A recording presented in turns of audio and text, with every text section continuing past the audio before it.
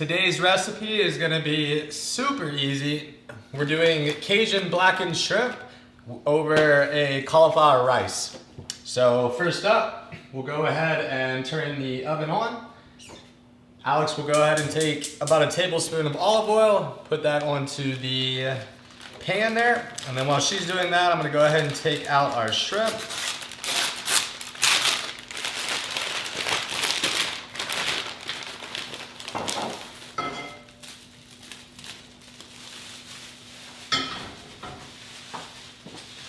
And pour the shrimp over.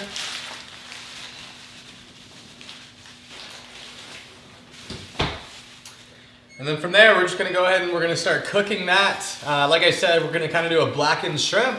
So we'll give this some time. We'll sprinkle some of the salt and pepper as well as the Cajun seasoning. So any Cajun seasoning that you wanna go with is perfectly fine.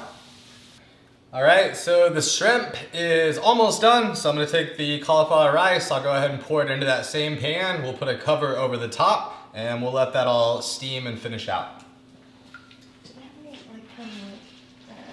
All right, guys, so there you have it. Shrimp and cauliflower rice is complete.